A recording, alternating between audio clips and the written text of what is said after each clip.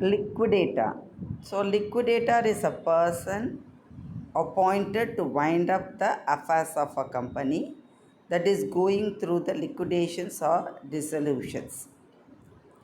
So, there are a certain responsibility for the liquidator is that to collect and sell the company's asset, then settle its debts and distributed any remaining funds to the creditors and to the shareholders.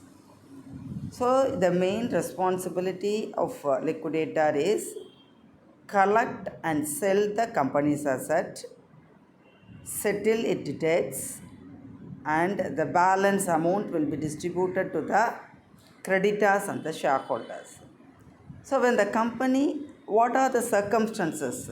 The company will appoint the liquidator. First thing, when the company is insolvent or unable to pay its debt as they fall due. So, already I told that insolvent means unable to pay the debt.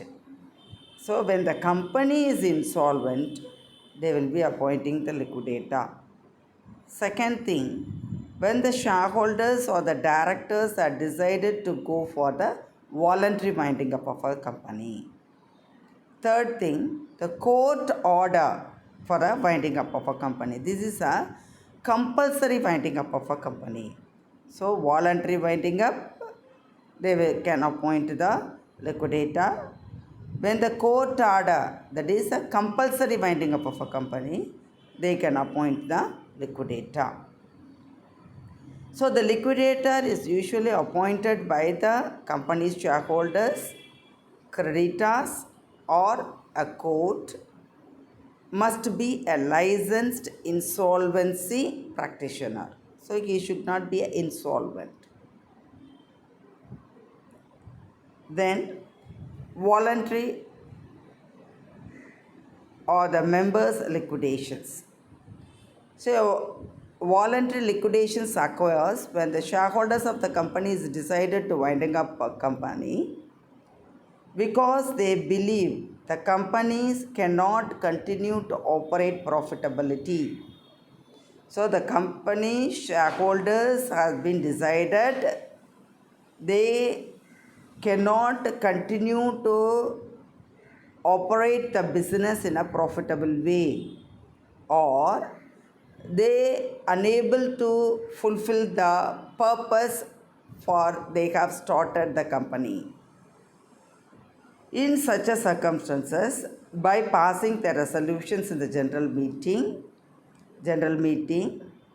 they will be appointing the liquidator. What are the powers of the liquidator? Powers to collect and sell the asset. Second thing, power to investigate the company's affairs. Then power to sue on behalf of the company. Then power to carry on the business.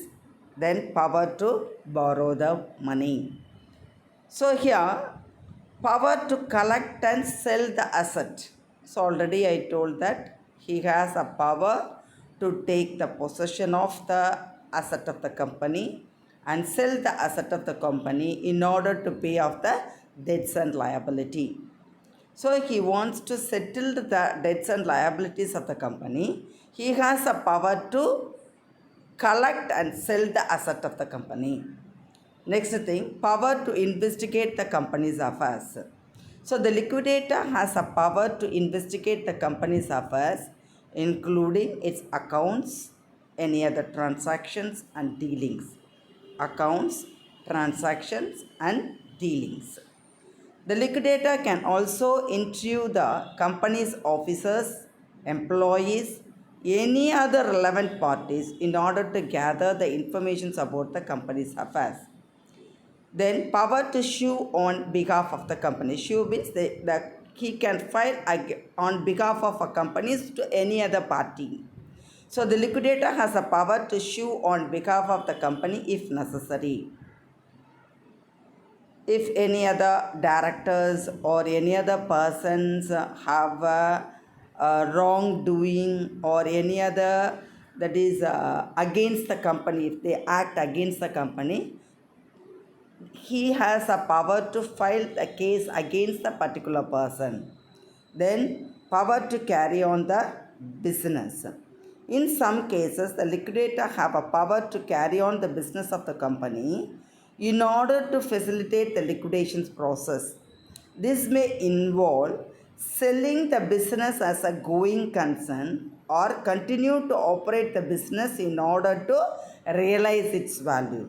So, for a few days or few months, he has a power to run the company in order to realize its value. Then, power to borrow money. So, liquidator has a power to borrow the money on behalf of a company in order to facilitate the liquidations process. However, the liquidator must be careful to ensure that any borrowing is in the best interest of the company's creditors and it must be authorized by the appropriate authority. Next one, the liquidator duties in case of the compulsory winding up.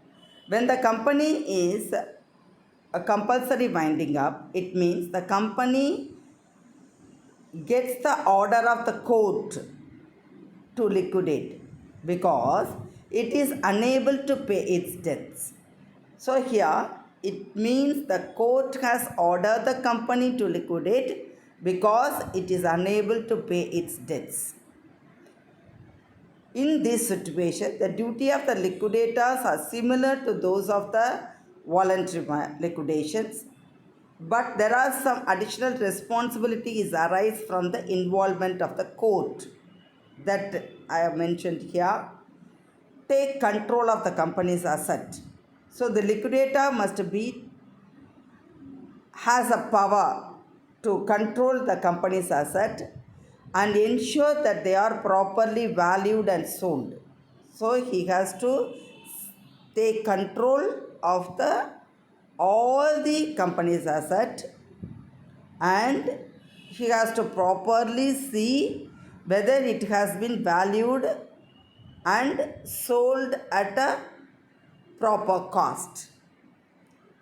Then the liquidator must also ensure that any asset that are subject to security interest or lien or dealt with appropriately.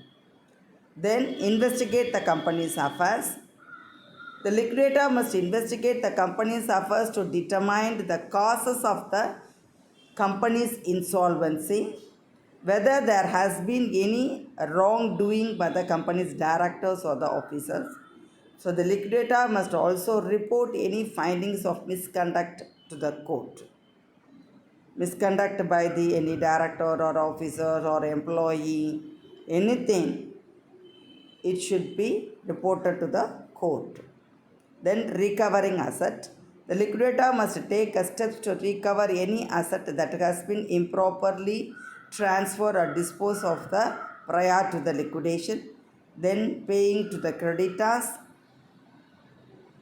Then preparing the reports. The liquidator must prepare and file the report with the court.